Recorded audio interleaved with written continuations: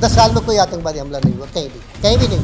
Pulwama sir क्या था? पुलवामा इससे पहले की बात हो। चल सर वो आपके कार्यकाल का ही तो है। चलिए, हमारे यहाँ जब से प्रधानमंत्री नरेंद्र मोदी हैं। नमस्कार दोस्तों, भारत एक सोच देख रहे हैं आप। दोस्तों, योगी सरकार के मंत्री हैं धर्मपाल सिंह।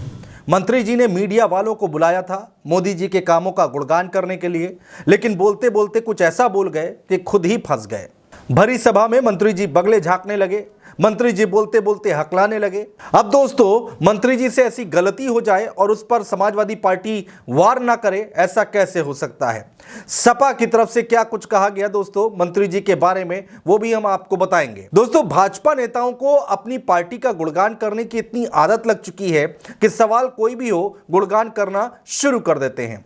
सवाल चाहे महंगाई का हो, बेरोजगारी का हो या फिर देश की सुरक्षा का, जवाब वही रटा रटाया आता है, बस मोदी जी की तारीफ। पुलवामा सर क्या था? जब से प्रधानमंत्री नरेंद्र मोदी हैं। वास्तविकता से इन नेताओं का दूर दूर तक कुछ वास्ता नहीं। कई बार नेता इसी बयानबाजी की वजह से अपनी फजीहत करवा लेते हैं। दोस्तों, मेरठ में प्रेस कॉन्फ्रेंस के दौरान मंत्री धर्मपाल सिंह ने दावा कर दिया कि देश में पिछले 10 साल में कोई आतंकी हमला नहीं हुआ। जब से मोदी जी की सरकार आई है तब से आतंकी हमले नहीं हुए। इस बार लोकसभा चुनाव में एनडीए की सीट कम हुई तो दोबारा आतंकी हमले शुरू हो गए। राष्ट्र विरोधी ताकतों को बढ़ावा देने के लिए कांग्रेस, सपा और बसपा जिम्मेदार है। और जब ये सारी बातें मंत्री जी की तरफ से बोली जा रही थी तो उनके ठीक बगल में मेरठ से बीजेपी की ओर से ताजा जीते सांसद अरुण गोविल बैठे थे। खैर दोस्तों, जब मंत्री जी ये सारी बातें कर रहे थे तभी एक पत्रकार ने मंत्री जी से पलटकर सवाल कर लिया तो मंत्री जी थोड़ा सा हैरान परेशान हो गए। दरअसल दोस्तों, एक पत्रकार ने पट से सवाल कर लिया कि आप कह रहे हैं कि आतंकी हमला नहीं हुआ, तो फिर पुलवामा हमला क्या था? धर्मपाल सिंह ने कहा कि यह हमला मोदी सरकार से पहले का है, उनकी सरकार में कोई आतंकी हमला नहीं हुआ है। यह सुनकर हॉल में मौजूद पत्रकार और बीजेपी नेता एकदम हैरान रह गए। सबके चेहरे पर एक ही बात थी, ये मंत्री जी क्या बोल गए? 10 साल में कोई आतंकवादी हमला नहीं हुआ, कहीं भी नहीं।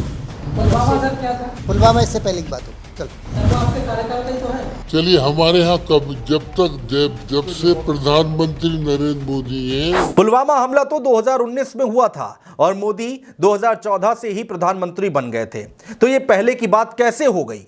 खैर, उनके पास कोई जवाब तो था नहीं, इसलिए इसके तुरंत बाद धर्मपाल सिंह ने प्रेस कॉन्फ्रेंस खत्म कर दी और वहां से निकल गए। धर्मपाल सिंह के बयान का वीडियो सोशल मीडिया पर खूब वायरल हो रहा है दोस्तों। इस पर समाजवादी पार्टी ने क्या कहा वो भी आपको बताते हैं, सुनाते हैं। दोस्तों, समाजवादी पार्टी के प्रवक्ता हैं आशुतोष वर्मा, जो लिखते हैं, योगी सरकार के मंत्री धर्मपाल सिंह, 10 साल में कोई आतंकी हमला नहीं हुआ। पत्रकार पुलवामा क्या था? मंत्री पुलवामा इससे पहले की बात होगी। चलो, है ना गजब? ये लिखा आशुतोष वर्मा ने, समाजवादी पार्टी के प्रवक्ता हैं। अंकित सिंह लिखते हैं, 10 साल में कोई आतंकी हमला नहीं हुआ है, बीजेपी के मंत्री ने कह दिया सो कह दिया, बस बात खत्म। सरकास्टिक वे में यहां पर बोला।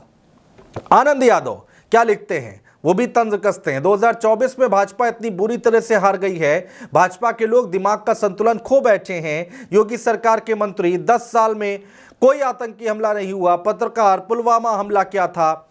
योगी सरकार के मंत्री, पुलवामा इससे पहले की बात होगी। ये तमाम पूरी कन्वर्सेशन लिख रहे हैं तमाम लोग। मयंक यादव क्या लिखते हैं, भाजपा मंत्री ने कहा 10 साल से कोई आतंकी हमला नहीं हुआ। पत्रकार ने कहा तो पुलवामा हमला क्या था? मंत्री जी बिदक गए, बोले वो पहले की बात है। चलो, ऐसे ऐसे तो मंत्री हैं यूपी में। ये तमाम बातें कही जा रही हैं सोशल मीडिया पर।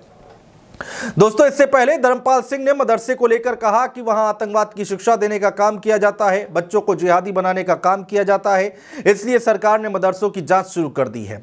उन्होंने कहा कि समाजवादी पार्टी अपराधियों की पार्टी है, अपराध और अपराधियों को बचाना सपा जानती है। लेकिन जब एक पत्रकार ने सवाल पलटकर पूछ लिया तो मंत्री जी से जवाब देते नहीं बना। धर्मपाल सिंह मेरठ के प्रभारी मंत्री हैं और मेरठ पहुंचे हुए थे। वहां पर पत्रकारों को बुलाया गया था, बाकायदा प्रेस कॉन्फ्रेंस रखी गई थी और उसी प्रेस कॉन्फ्रेंस के दौरान ये सब कुछ देखने को मिला। दोस्तों, बहुत शुक्रिया।